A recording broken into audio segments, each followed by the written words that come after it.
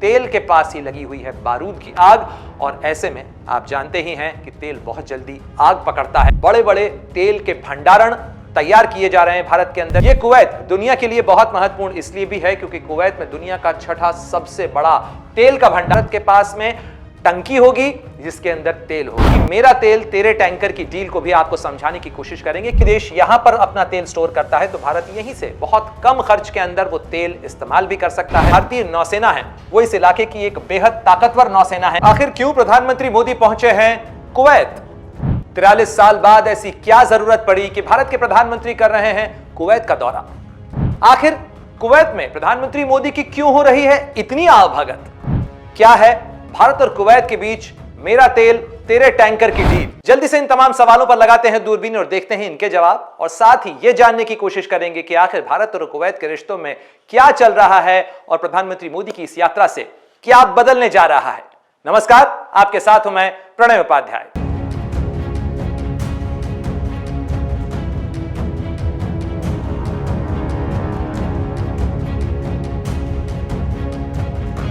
तो प्रधानमंत्री नरेंद्र मोदी कुवैत के दौरे पर हैं, पहुंच चुके हैं। उनका वहां भव्य स्वागत हो रहा है। कुवैत के अंदर 10 लाख से ज्यादा भारतीय हैं जो कुवैत की अर्थव्यवस्था में बड़ा योगदान देते हैं। लिहाजा भारतीय बड़ी संख्या में प्रधानमंत्री मोदी की आवभगत के लिए जुटे ही थे, लेकिन कुवैत की सरकार भी लाल कालीन बिछाए स्वागत कर रही है भारत के प्रधानमंत्री का। लेकिन प्रधानमंत्री मोदी करीब 43 साल बाद कुवैत की जमीन पर पहुंचने वाले पहले प्रधानमंत्री बने हैं। उनसे पहले 1981 के अंदर तत्कालीन प्रधानमंत्री इंदिरा गांधी कुवैत के दौरे पर गई थी। आखिर क्या हुआ कि इतने सालों के बीच भारत और कुवैत के बीच में किसी तरीके का कोई हाई लेवल विजिट भारत से कुवैत नहीं पहुंचा?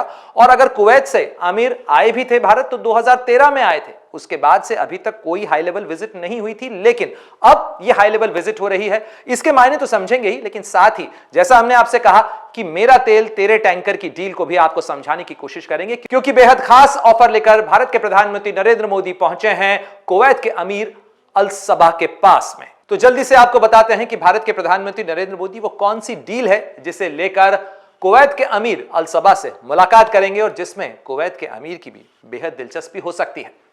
तो जैसा कि आप जानते हैं, भारत के प्रधानमंत्री नरेंद्र मोदी 21 और 22 दिसंबर के दौरे पर पहुंचे हैं कुवैत में।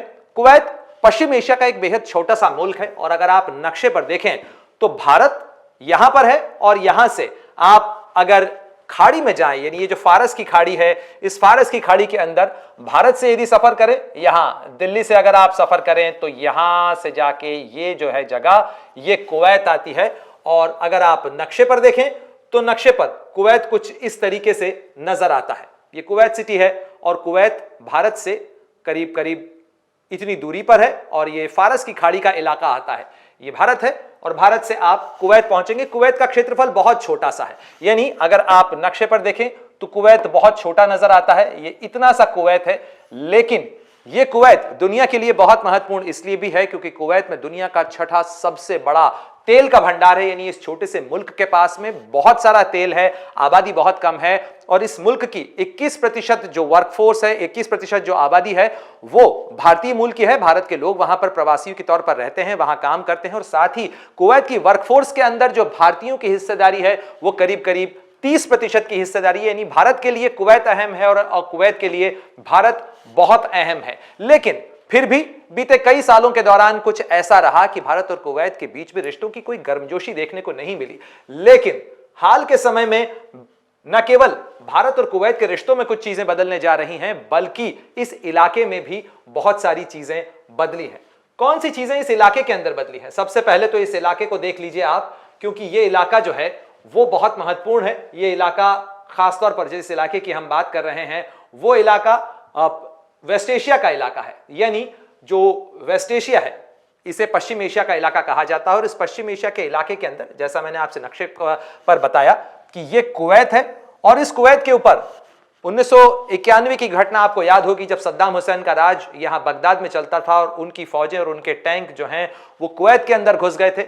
और उसके बाद एक बार फिर इस समय हालात कुछ ऐसे हैं कि ये जो इजराइल है, यहां इजराइल का टकराव चल रहा है लेबनान के साथ में, साथ ही सीरिया के साथ में भी यहां पर लगातार इजराइल का ऑपरेशन चल रहा है। साथ ही यहां सऊदी अरब के पास में यमन जहां है इस यमन के अंदर हूथी हैं और हूथी विद्रोहियों के साथ भी टकराव लगातार चल रहा है और वो बार बार यहां पर से आने जाने वाले जो टैंकर्स हैं उनको कभी निशाना बनाते हैं। साथ ही कई बार जो रॉकेट्स हैं वो दागे जाते हैं यहां इजराइल तक, तो इस पे कोशिश हो रही है। साथ ही सऊदी अरब जो है, सऊदी अरब की भी जो तेल फैसिलिटीज हैं, अरामको जैसी जो बड़ी तेल फैसिलिटीज हैं, उनको भी जो हूथी हैं, अंसारुल्लाह के हूथीज यमन में मौजूद, वो निशाना बनाते हैं। साथ ही इराक के अंदर जो कई विद्रोही गुट हैं वो भी निशाना बनाते हैं। तो ऐसे में पश्चिम एशिया, जो कि दुनिया का सबसे बड़ा तेल टैंक है, यानी पूरी दुनिया के अंदर अगर कच्चा तेल किसी इलाके से आता है सबसे ज्यादा, तो वो इस इलाके से आता है। और इस इलाके के अंदर ईरान है, इस इलाके के अंदर इराक है, इस इलाके के अंदर सऊदी अरब है, इस इलाके के अंदर ओमान है, इस इलाके के अंदर यूएई है और साथ ही इस इलाके के अंदर कुवैत है। और जैसा मैंने आपसे कहा कि कुवैत जो है वो दुनिया का छठा सबसे ज्यादा तेल भंडार वाला मुल्क है, तो इसीलिए जो कुवैत की चिंता है वो ज्यादा बड़ी चिंता है फिलहाल। और कुवैत की चिंता इसलिए भी गहरा रही है कि चूंकि पश्चिम एशिया के इलाके के अंदर जगह जगह टकराव चल रहे हैं, इसलिए कुवैत को चिंता इस बात की है कि कहीं एक बार फिर उसके साथ 1991 जैसी घटना न दोहरा दी जाए।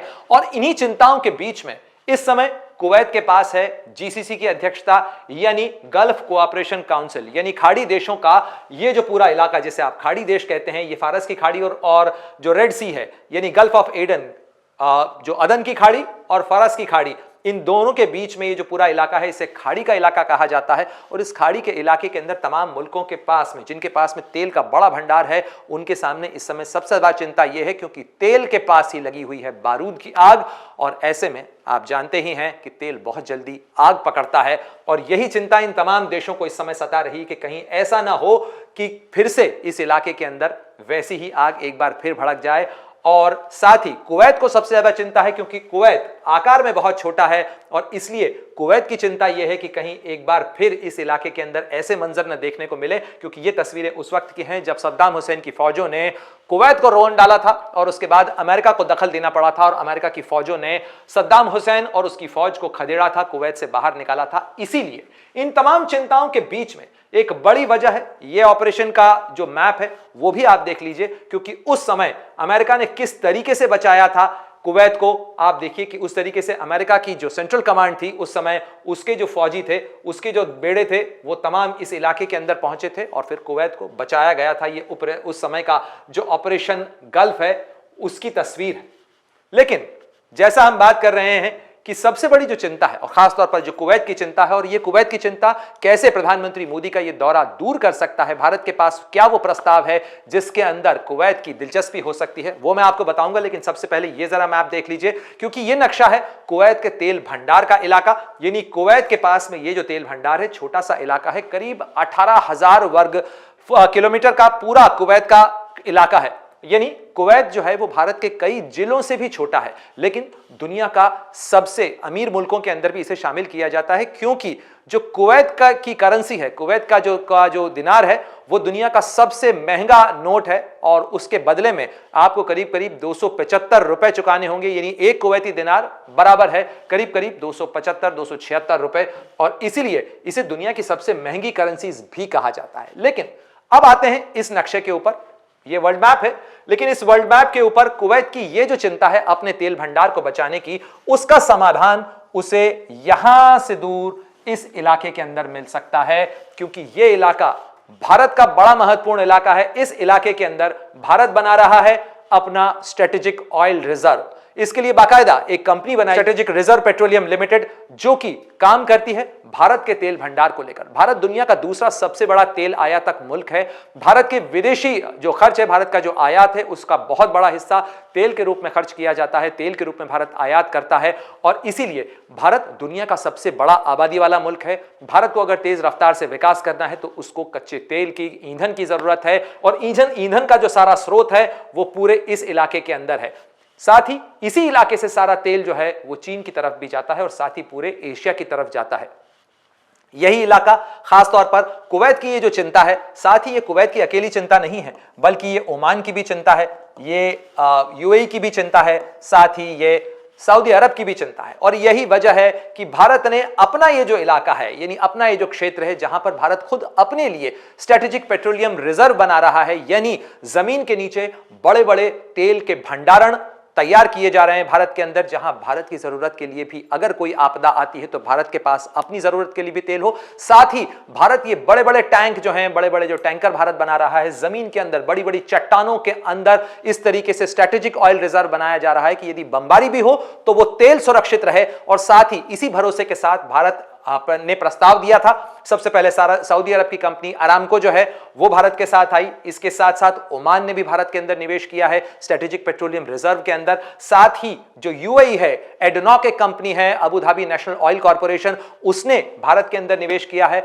और भारत के इन इलाकों के अंदर जहां पर स्ट्रेटेजिक ऑयल रिजर्व बन रहे हैं, वो टैंकर बन रहे हैं, उन्हीं चिंताओं को दूर करने के लिए भारत के प्रधानमंत्री नरेंद्र मोदी इसी प्रस्ताव के साथ में पहुंचे हैं कुवैत। और कुवैत के अंदर जो प्रधानमंत्री मोदी की बातचीत होनी है, उसके अंदर भारत और कुवैत के रिश्तों को कई पैमानों पर बढ़ाने की बात तो होगी ही हो, लेकिन साथ ही एक बड़ा और महत्वपूर्ण प्रस्ताव होगा कि यदि कुवैत चाहे तो वो अपना तेल स्टोर कर सकता है इस इलाके के अंदर जहां भारत बना रहा है अपना स्ट्रेटेजिक पेट्रोलियम रिजर्व। ये वो इलाका है, नक्शे पे जरा आप देखिए, ये वो जगहें हैं जहां पर भारत बना रहा है अपना स्ट्रेटेजिक पेट्रोलियम रिजर्व। ये उड़ीसा है, इसके साथ साथ ये आंध्र प्रदेश है, साथ ही ये कर्नाटक है। इन 3 सूबों के अंदर भारत ने अपना पेट्रोलियम रिजर्व बनाया है। नक्शे पे जरा ये भी समझ लीजिए कि ये पेट्रोलियम रिजर्व कहां और कितना है और कैसा है।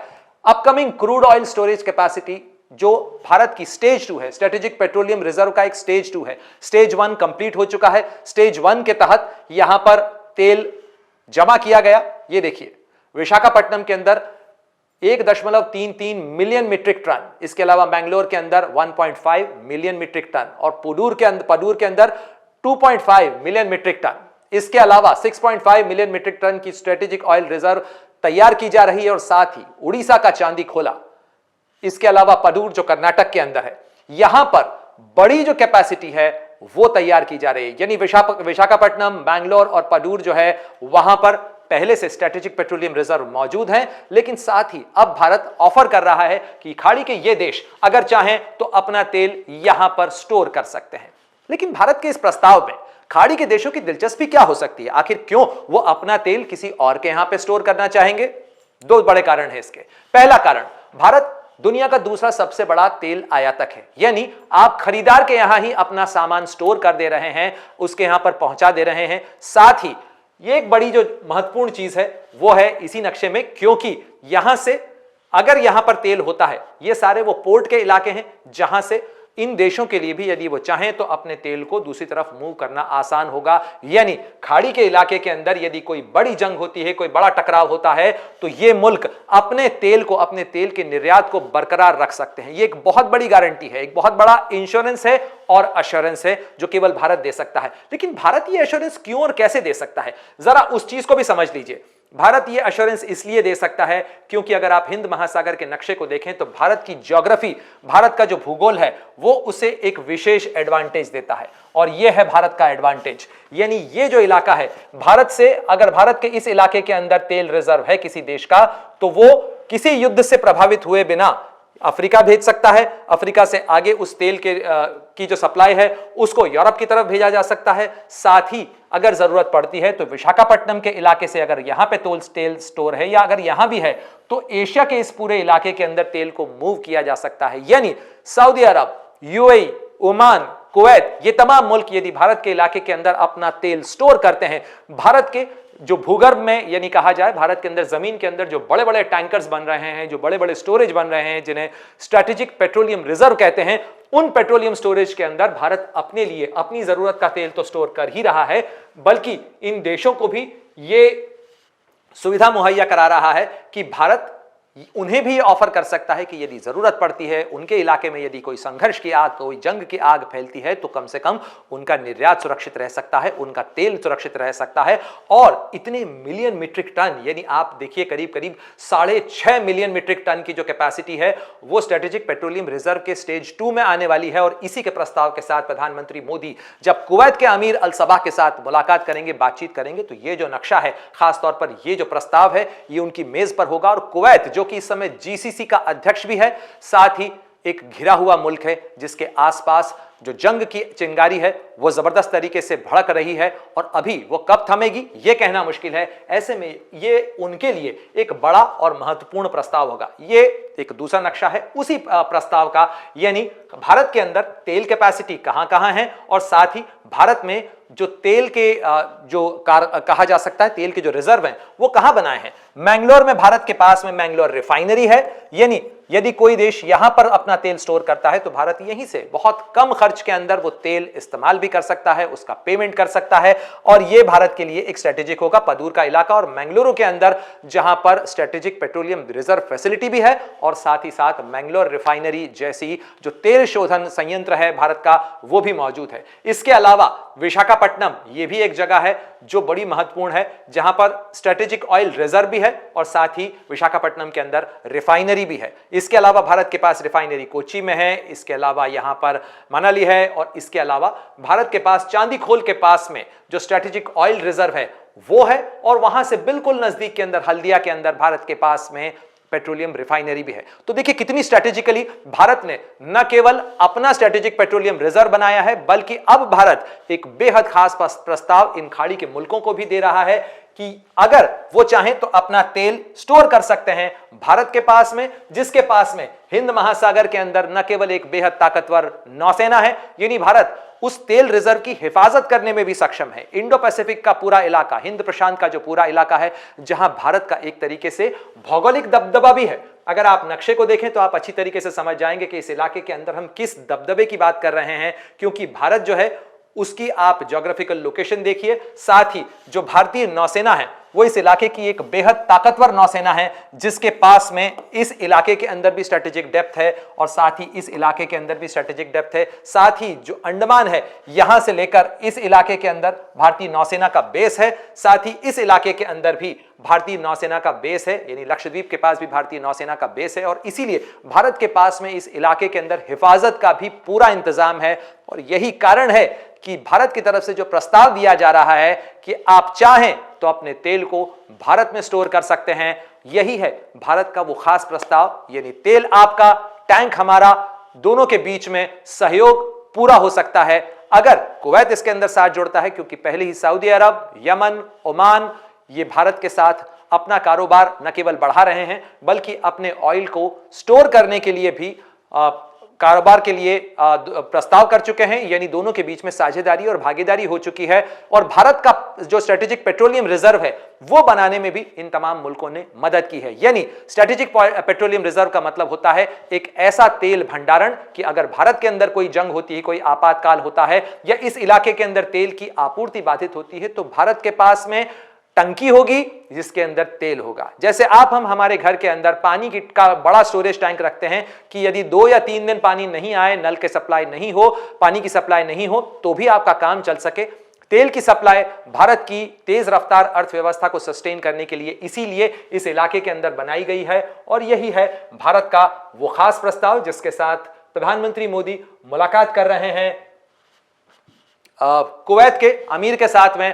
और उम्मीद की जानी चाहिए कि कुवैत भी हिस्सेदार बनेगा, भारत के साथ जुड़ना चाहेगा, क्योंकि भूगोल में कुछ चीजें ऐसी हैं जिसको रेस्पेक्ट करना चाहिए, जिसे समझना चाहिए। कुवैत के पास तेल का भंडार हो सकता है लेकिन हिफाजत के इंतजाम उतने नहीं हैं, जबकि भारत के पास तेल भले ना हो लेकिन उसकी हिफाजत और भंडार के इंतजाम पूरे हैं। आपको यह वीडियो कैसा लगा जरूर बताइएगा और दूरबीन की नजर से आप अगर किसी खबर को समझना चाहें, जानना चाहें तो भी कमेंट बॉक्स में अपनी राय जरूर साझा कीजिएगा। बाकी देश दुनिया की तमाम बड़ी खबरों के लिए आप जुड़े रहिए amarujala.com के साथ। अगर आप ये वीडियो YouTube पर देख रहे हैं तो हमारे चैनल को सब्सक्राइब कर बेल आइकन दबाएं और Facebook पर देख रहे हैं तो हमारे पेज को लाइक करें। 8 मिलियन प्लस सब्सक्राइबर, आपके इस भरोसे के लिए बहुत धन्यवाद।